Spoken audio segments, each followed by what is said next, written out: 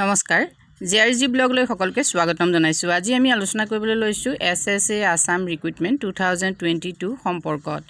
সৰ্বশিক্ষা অভিযান অসমৰ আণ্ডাৰত 2022 চনৰ ৰিক্ৰুটমেণ্টৰ বাবে অনলাইন এপ্লাই ইতিমধ্যে আৰম্ভ হৈছে। 1346টা LP আৰু UP এছিষ্টেণ্ট টিচাৰৰ পদ মুকলি কৰি দিয়া হৈছে। এই পদসমূহৰ বাবে কোনে কোনে আবেদন কৰিব পাৰিব আৰু আবেদনৰ শেষ তাৰিখ কি, কেনেকৈ আবেদন কৰিব সেই সম্পৰ্কে আজি ভিডিঅ'টোত আমি আলোচনা কৰিব খুজিছোঁ। ইতিমধ্যে আপোনালোক সকলোৱে জানে যে এছিষ্টেণ্ট টিচাৰৰ যিকোনো পদৰ বাবে টেট কোৱালিফাইড যিসকল কেণ্ডিডেট আছে তেওঁলোকে এপ্লাই কৰিব পাৰিব। গতিকে যিসকলে ইতিমধ্যে LP UP টেট উত্তীৰ্ণ হৈ আছে তেখেতসকলে এই পদবোৰৰ বাবে এপ্লাই কৰিব পাৰিব। টোটেল ভেকেঞ্চি হ'ল 1346। চমুকৈ আপোনালোকে চাওক, সৰ্বশিক্ষা অভিযান Assam SSA Assam has published notification for the recruitment assistant teacher vacancies for Assam TET qualified candidates in lower primary and upper primary schools of Assam on contractual basis. Candidates who are interested in the vacancy details completed all eligible criteria can read the notification and apply online.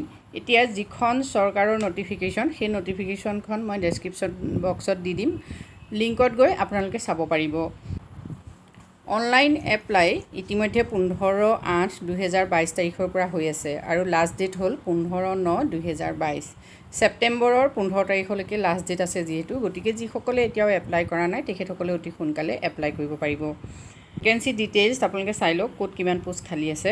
Assistant teacher category name লোৱাৰ primary 1143, upper primary social ছায়েন্সৰ 135, upper primary maths and science 68। গতিকে ইমানখিনি post খালী আছে। বেছিকৈ খালী আছে লোৱাৰ প্ৰাইমেৰী লেভেলত।